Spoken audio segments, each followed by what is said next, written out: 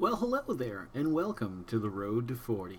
If you're just joining us for the first time, I'm Jason Oliveira. I'm 39 years old, a married man with 3 children, 2 young boys, and a teenage daughter that will drive you to drink.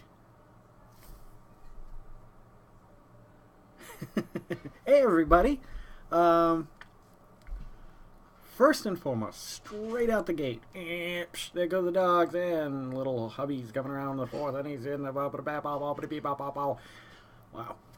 I'm just really excited. I'm really excited because one of my best friends of all time subscribed today.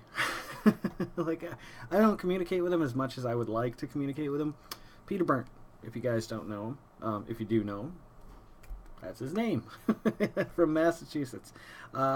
Pete was, like I said in a previous video, he was the one that really ran the first game of D&D I was ever in, and it was awesome. And I had such a good time that night. Not that I didn't have fun playing with Joe Hooper, but when I realized I could just play one character and really role play and get into it, oh, that was one of the best nights. Me and Rob were playing. I think his wife was playing a halfling, or he was playing a halfling. And I was an elven ranger, and he was a paladin, I believe. Sir Nathan McCarthorne. I think I read you guys or showed you guys the letter. His brother actually wrote me a letter and sent it in the mail one day about his character. This is going back, obviously, 25 years. But I met Pete through Rob. And there was an immediate connection. It was a bromance. I'm not gonna lie to y'all. I hate to use that term, but I've always had just a special place in my heart for Pete. He is just a kindred spirit and somebody who likes the things I do, and we just get along really well. And we've each played in each other's games and run for the other person, and I'm so glad that he's watching these. And it's going to probably be a while before he catches up to this one, because I think he's watching them chronologically, which is really cool.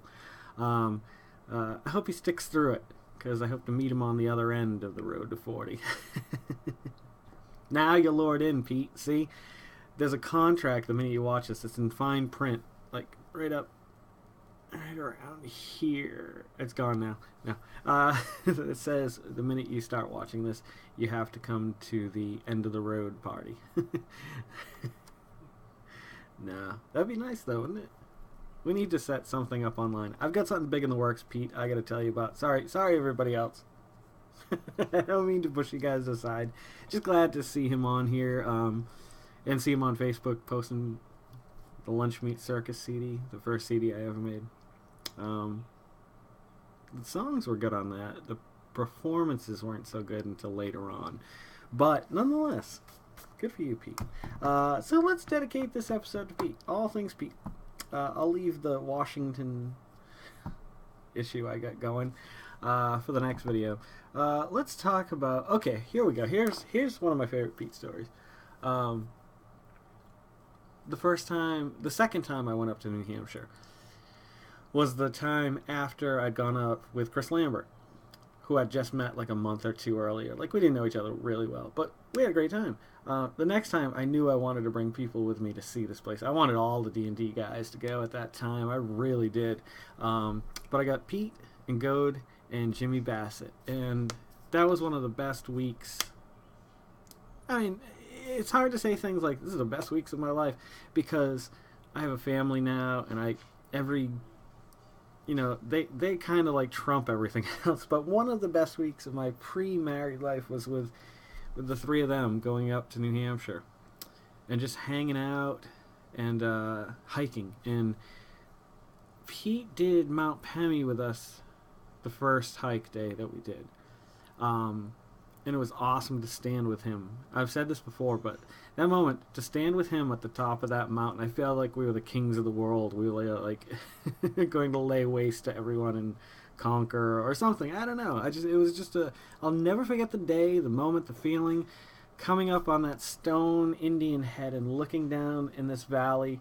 It's Route 93 South that you see. And it's just beautiful. In the fall, it's just, there's nothing, to me, there's no other place in the fall, at least, that I would rather be than at the top of that mountain. And hopefully Pete's standing right there with me. And then we did Mount Chikuro, which was the first time I did that one. And we didn't realize how big of a hike it was. We got back in daylight. It wasn't like dark or anything. But when we got to the top, that was the one I talked about. I was wearing shorts and we ran into snow when we were hiking. That was a fun hike that day. But Pete, we went up to the halfway point where there's some really cool cliffs, and not like mountainous cliffs. We're talking like 30, 40-foot cliffs here, leading down to rivers and streams and so on and so forth. There's a huge waterfall there that if it's like in the spring you can't go under it because you'd get killed probably. But like in the fall it just kind of trickles down a little bit, and not trickles down. I mean it's still thundering off of there, but you can actually put your hand under it without it being ripped off.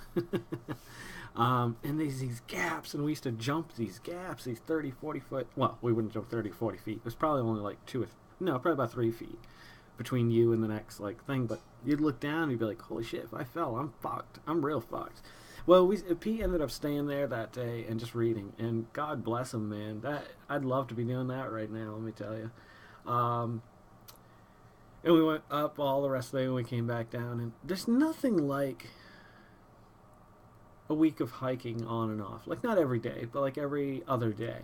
Like, just small hikes or even long, long walks. Like the Flume Gorge is really cool. And like all that stuff it's nice because it's beautiful. And you get a lot of that experience without a lot of the work. And I've been on several of the mountains up there. But Mount Chikuro is definitely the highest peak, I think. It says it's only like 1,700 feet, but I don't believe that for a second. Well, I guess it could be because I said that last half is all incline. It's bloody murder. It's the best workout though. And then when you come back down, oh, you get back, you shower, you put on clean clothes, you feel so good. You're tired, but you're like, you know what? I am fucking starving right now, and it's the best meal after that. Like. And then you go back and you relax and you hang out with your friends at the hotel. And, like, I don't think I drank at the time, but you know what I mean? Like, that was that week in a nutshell. And then we go shopping. There's a lot of little outlet bookstores over in North Conway. The food up there, you find the Pegs. I've told you guys about Pegs, the breakfast restaurant. We did all that while we were up there, and I have pictures of that. I was just looking at them the other day. Oddly enough, I brought down this box. I mean, literally, this thing must weigh 35 pounds with pictures, just photos. And I just like these video cassettes, I need to scan them in. I want to have digital copies of everything as far back as I have. And I have stuff back to, on my mother's side. I mean, I've got, like, old pictures of them. Like, some that were in, like, this metal casing. I can't remember exactly what they were, but they date way the fuck back to like probably when cameras were first coming out, which is pretty neat. And I'd like to continue that tradition and eventually, create a website or dedicate a Facebook page to, my family, from as far back as I can scan anything in. Like my dad's war journal, I'd love to put that in there. Anyway, I'm getting off topic. So that's, yeah. And Pete used to go with us to the mall, I think over Swansea most of the time when we'd go. That was a fun time. Good times. Like, just D&D was my life at that point. Like, I hadn't gotten into bands or anything at that point. And that was a turning point. The minute I got into a band, I was like, oh, I love D&D, but you know what? I like playing music more. But I'm not going to give up the other one either, so. That's when things shifted a little bit, but yeah. And then I hadn't seen Pete in years and years and years, and I found out he had got diabetes, and I don't know if you want me to air all your stuff, so I'm not going to say everything. So, but Pete, as far as I know, as the last time I talked to him, he's healthy and happy and has a great family. I see the pictures online all the time, so it's awesome. So it's nice to know that even though you can't be living next door, which would be awesome to be neighbors with Pete, you still get a little look into their lives. And even if you don't say anything every now, often as you should, like, it's nice to watch another friend's family, grow up and see it happen and stuff like that. So that's what I like social media for. I don't like it for so many other reasons that I even use it for, like just stupid stuff, time wasters. I do believe in like sharing my political views slightly on there, like, cool people have a way of just ignoring what they don't agree with. It's just like, yeah, I don't agree with that, but if you want to put that on your page, whatever, that's your thing, go for it. And I just hate when it gets overly like that on Facebook. And I've been known to go overboard from time to time. So, AT&T has acquired DirecTV. It's the beginning of the ends, my friends. A block of corn shall bring us to the next life. Be prepared. It's coming. Anyway, this goes out to you, Pete. Thank you guys for coming around and watching this one. This is a little personal, so I mean, I know you might. If you guys don't know Pete, I don't know. Look on my page. I know I have pictures of him. Actually, I'm gonna scan in a new picture tonight. I found. Might be on my page. I don't know, sir. Damn it. Okay, so as always, don't forget to make somebody smile. I was listening to some of the older videos earlier because I was just like, oh, I wonder what Pete's watching now. And so I was watching the one he was watching just to see, like, and I was like, oh, wow. I didn't have the backdrop, which there are things about that I like. Like, I do like having this light behind me.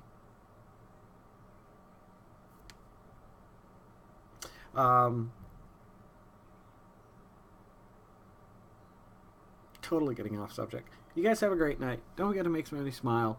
That's what it was. I had watched a few of these videos, and I was getting a little bit more specific. Like, when you're in line, act like a crazy person, or you know what I mean. Like, Sean had a great one the other night, and respect, yo. So, you guys have a great night. Let's make the world spin a little happier, and here's to a few more tomorrows. I can't believe it. It's so light out right now. It's 8:18, and I can still see the sun going down. I'll record it for you. Then I'll try to put it up tomorrow. Ooh. Time to live up to my words. I'll be right back.